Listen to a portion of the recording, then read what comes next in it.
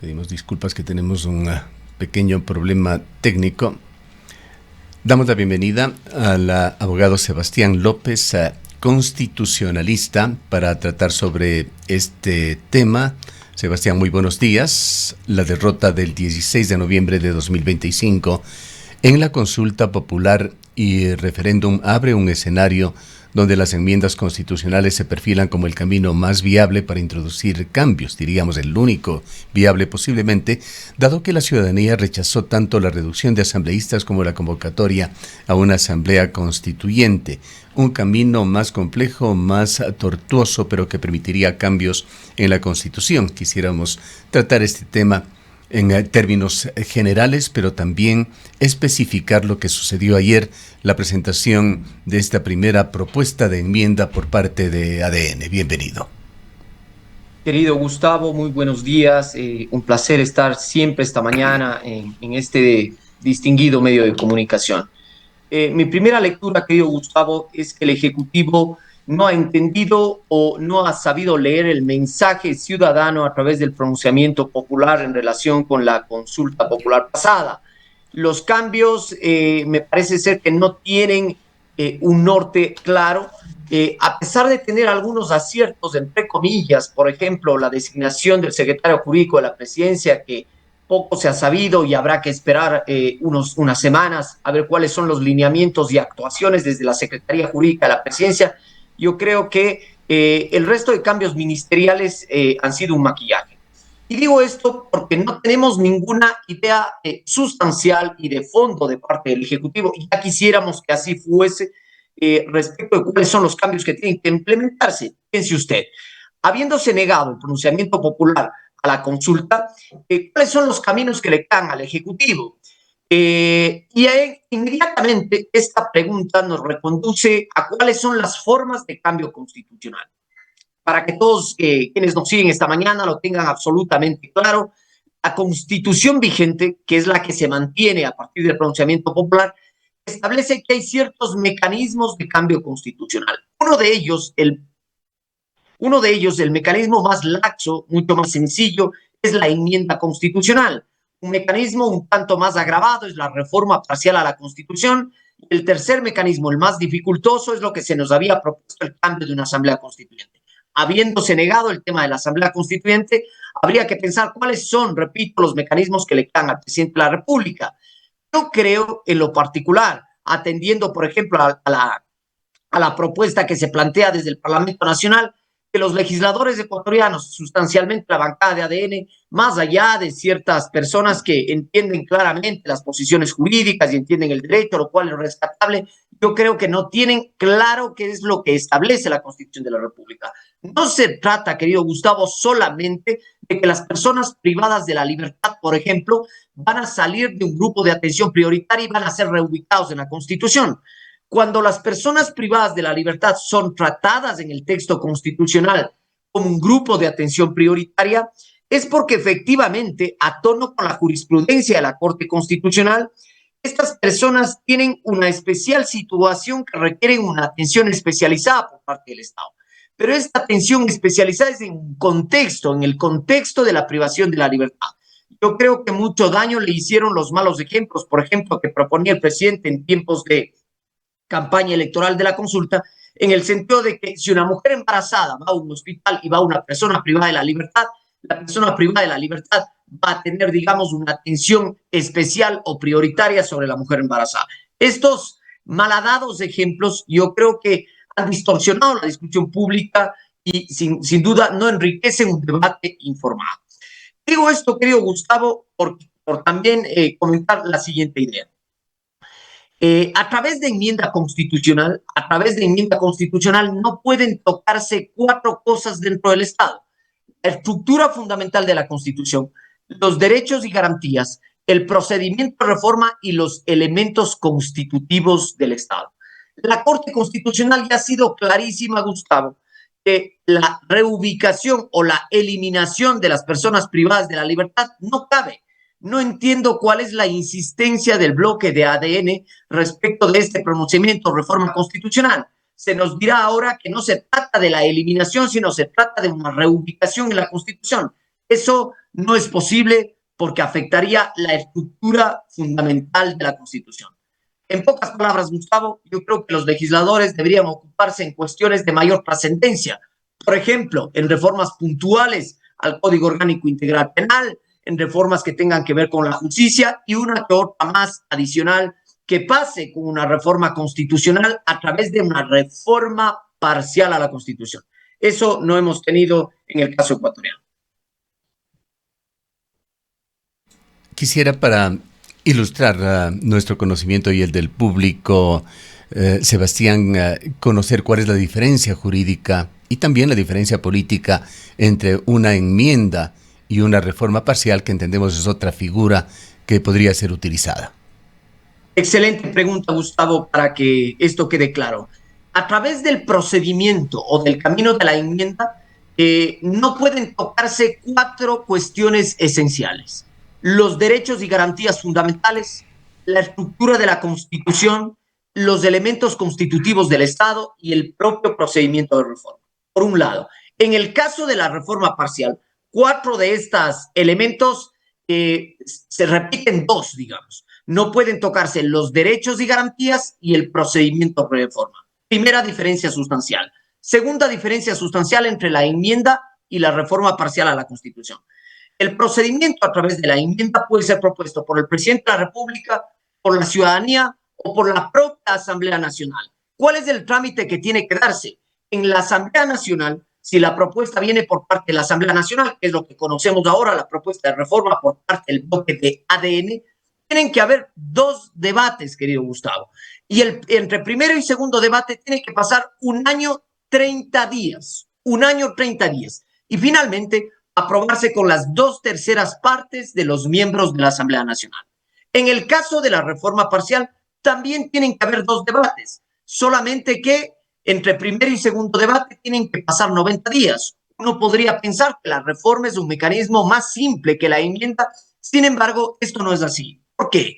Porque en el caso de la reforma parcial, a diferencia de la enmienda constitucional, se añade un paso más. ¿Cuál es este paso más? Luego del debate parlamentario, en donde, repito, tendrá que mediar 90 días entre primer y segundo debate, tiene que haber un referéndum popular aprobatorio. De manera que el presidente de la República tiene que tener claro, uno, cuáles son los límites constitucionales, los límites explícitos establecidos en la Constitución. Repito, 4 temas para la enmienda, 2 de ellos se repiten para la reforma parcial.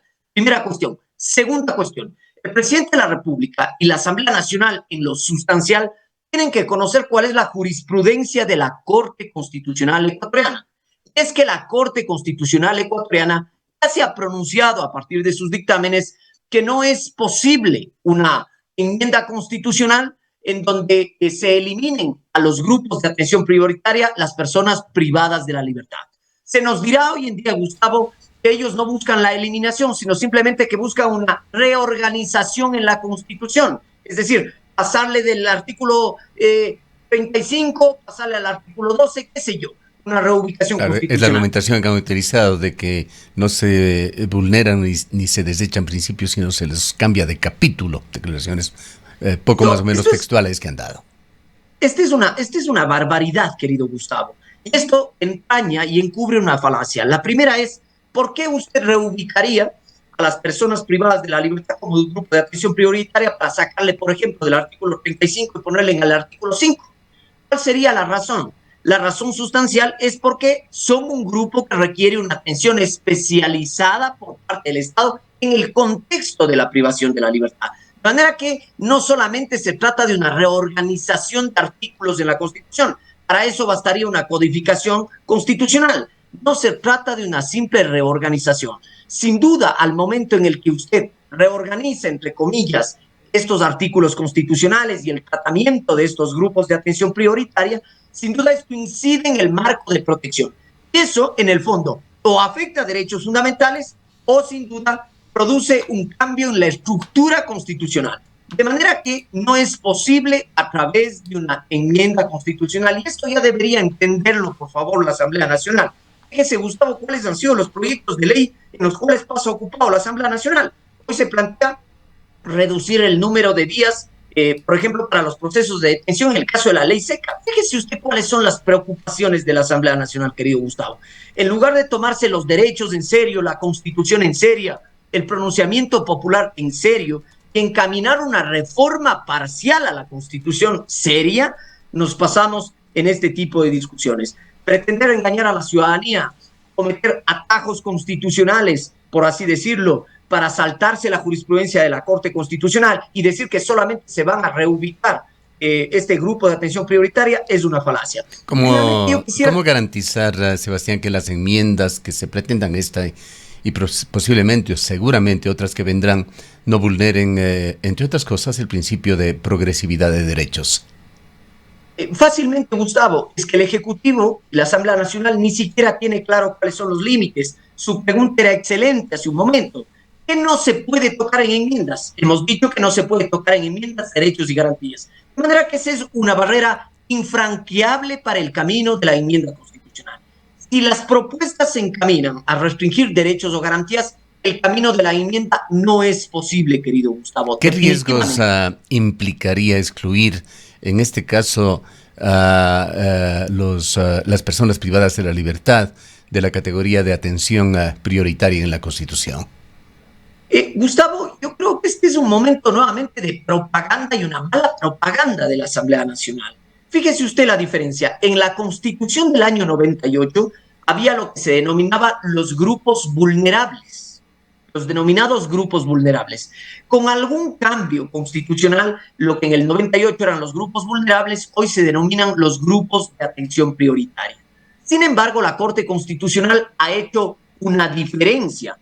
Por grupos vulnerables, ha dicho la Corte Constitucional, son personas que por circunstancias de hecho o de derecho son generalmente propensas a ser víctimas de vulneración a derechos, en tanto que las personas o grupos de atención prioritaria, tal como se reconoce hoy en la Constitución, son personas respecto a las cuales el Estado debe garantizar una atención especializada. De manera que, primera cosa, no debemos entender que las personas privadas de la libertad son grupos vulnerables. Son lo que se denomina hoy en día grupos de atención prioritaria.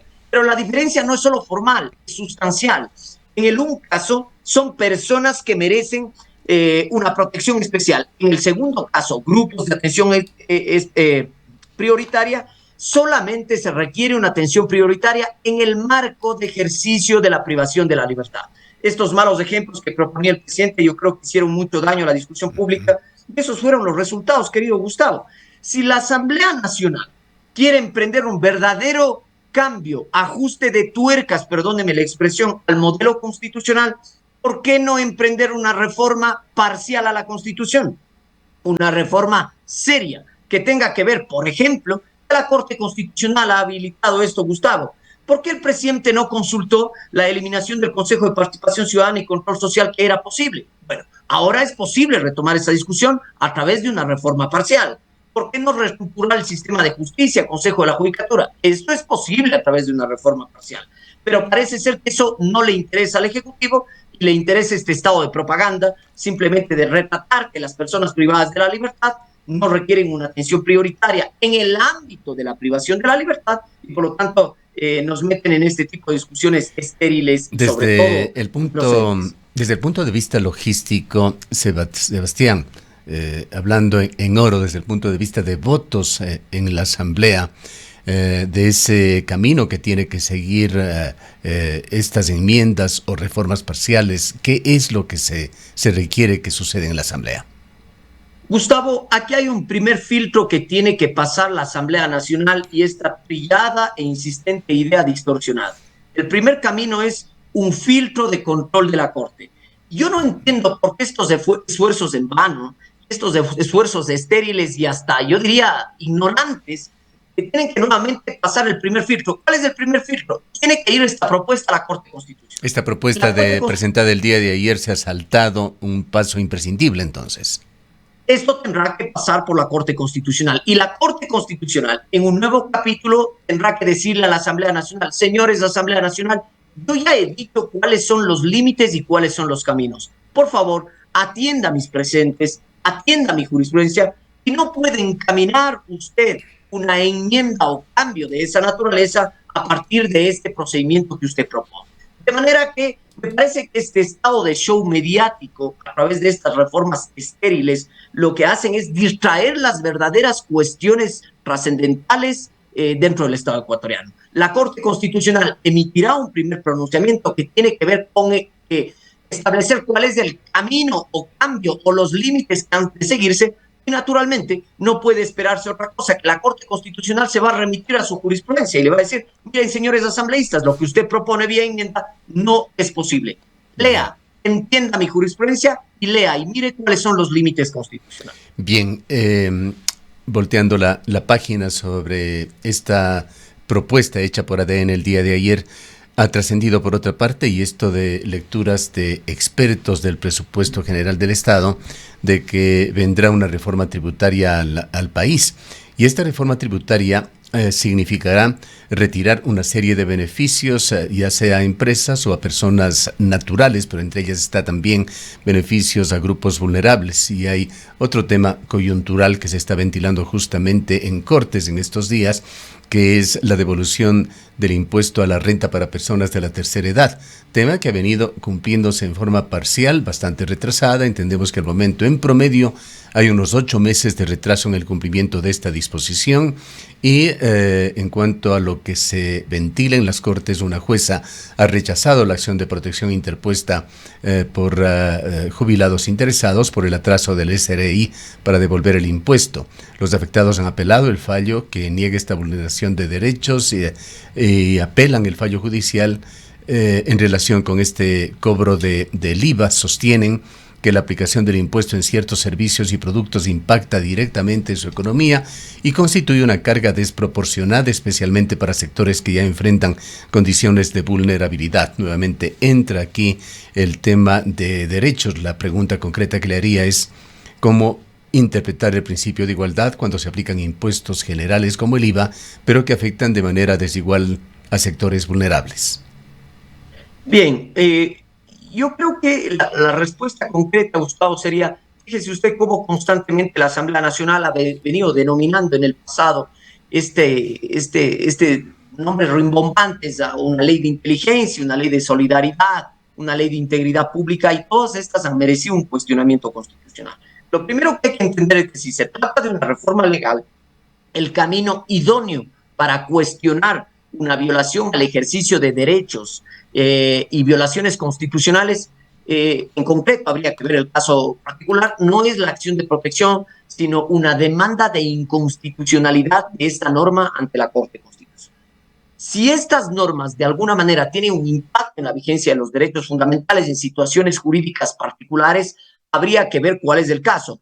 Pero en lo sustancial, lo propio son demandas de impugnación ante la Corte Constitucional. Es la Corte Constitucional la que tiene que hacer una valoración respecto del tipo de norma que introduce una violación al principio de igualdad y prohibición de tratamiento discriminatorio en la Corte Constitucional. El problema, Gustavo, es que en la Corte Constitucional este tipo de demandas suelen tomar cierto tiempo. Por eso es que la Corte, de manera ejemplar en algunos casos, ciertamente habría que criticarle a la Corte, que a veces lo hace de forma discrecional, y ese es un pecado que la Corte Constitucional tiene que superar. Sin embargo, la Corte Constitucional puede adoptar medidas cautelares para suspender los efectos de una norma en el tiempo, para no agravar la situación jurídica de los administrados.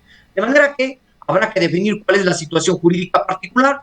Yo creo que el legislativo y el ejecutivo tienen que ponerse a tono y tomarse en serio la vigencia del Estado constitucional. ¿Una reforma de orden tributaria puede ser necesaria? Naturalmente que sí. Yo creo que puede ser necesaria, pero de ninguna manera una reforma de carácter tributaria puede afectar el contenido de los derechos fundamentales establecidos en la Constitución. Ahora, ¿quién podría controlar Sebastián, ante la necesidad de que puedan eventualmente hacerse reformas, cambios en general en la Constitución, cuál es el rol que debería jugar la Asamblea Nacional en la construcción de consensos para este tipo de trámites? Esa es una excelente pregunta, Gustavo. Yo creo que la Asamblea Nacional debería entender y sintonizarse con el momento político. La ciudadanía le ha dicho no a una nueva Constitución, pero esto no quiere decir que no deban haber cambios a la Constitución. Yo estoy absolutamente consciente y creo que es necesario cambios constitucionales, pero esto debería suponer un ejercicio dialógico y de consenso y deliberación al seno de la Asamblea Nacional. Pero no nos podemos pasar en este tipo de reformas estériles, querido Gustavo, porque de alguna manera son llamativas, pero sin duda son infructuosas, como por ejemplo esta reubicación constitucional de las personas privadas de la libertad. Esto hace daño a la calidad y a la discusión pública y democrática. Los consensos en la Asamblea Nacional hoy por hoy son absolutamente necesarios. No puede haber en las circunstancias actuales un cambio a la Constitución, sea vía enmienda o sea vía reforma parcial, que no pase por un consenso básico al interior de la Asamblea Nacional. Y esto pasa ya no solo por una, digamos, por una claridad que tenga el bloque oficialista, sino un acompañamiento de las diferentes fuerzas políticas en proyectos serios de reforma a la Constitución. ¿Cuáles son los problemas? Por un lado, que no tenemos un compromiso serio, un ideal serio de cambio a la Constitución que tenga que ver con los límites formales establecidos por la jurisprudencia constitucional. Y por otro lado, tenemos una escasa calidad de la discusión parlamentaria que hace que tengamos que pasar en este tipo de discusiones estériles, querido Gustavo, en donde la Corte Constitucional ha sido absolutamente clara. Lo sustancial es un consenso al interior de la Asamblea Nacional y un compromiso de las fuerzas y los partidos políticos para procurar un cambio a nivel de la reforma parcial a la Constitución. Para finalizar, Sebastián, quisiera tocar también otro tema, está fresco aún, esa información que trascendió en los últimos días, aunque se dio hace algo más de un año, cuando recién se tramitaba la muerte cruzada, un acuerdo de protección de inversiones que había firmado el expresidente Lasso, conjuntamente con su ministro de Energía, con la compañía Dundee Precious Metals, documento que entendemos lo guarda bajo la manga de PM para una eventual demanda al Estado ecuatoriano. Traemos esto a colación porque el día de ayer trascendió de que el presidente de la República, Daniel Noboa, ha firmado un tratado justamente de promoción y protección de inversiones con Emiratos Árabes Unidos, al tiempo que inauguraba la embajada en ese país. ¿Qué trascendencia tiene la firma de ese tratado de promoción y protección de inversiones por parte de Daniel Noboa? ¿Qué alcances podría tener? Bueno, en lo sustancial habría que conocer cuáles son los detalles finos, digamos, de este tratado de acuerdo de inversiones que ha suscrito el presidente. Lo que en su momento hizo el presidente Lasso y de alguna manera también ha sido cuestionada ante la Corte Constitucional, lo propio podría suceder con este tipo de tratado que lo ha suscrito el presidente Noboa. Habría que, en lo particular y en lo puntual, conocer cuáles son los alcances de la suscripción de este tratado. Y esto me lleva a la respuesta en concreto. ¿Por qué digo esto, Gustavo? Porque uno de los graves problemas del Ejecutivo hoy por hoy es la poca calidad y la transparencia en la información.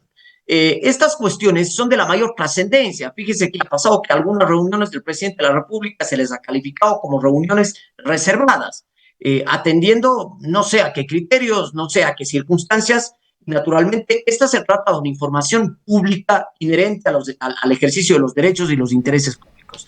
Habría que conocer cuál es ese tratado, cuáles son las condiciones de ese tratado de inversiones, qué tipo de protecciones se establece y naturalmente cuáles son los límites constitucionales que debe observar este tratado. Hasta conocer esos detalles resulta difícil, digamos. Sin embargo, el cuestionamiento eventualmente en el caso de que estos restrinjan derechos puede ser realizado ante la Corte Constitucional. Y yo creo que ahí se abrirá un nuevo capítulo en el Estado ecuatoriano. Lamentablemente, la Corte Constitucional es la culpable de todos los males en el Ecuador. Entonces, yo creo que hay que tener mayor responsabilidad, mayor transparencia, mayor compromiso, no solo del Ejecutivo, sustancialmente del Parlamento Nacional, mayor compromiso democrático e institucional con el país. Bien. Tomarse la Constitución y los derechos en serio no es una cosa menor. Bien, muchísimas gracias por haber estado con nosotros. Muchísimas gracias, querido Gustavo. Declaraciones del constitucionalista, doctor Sebastián López.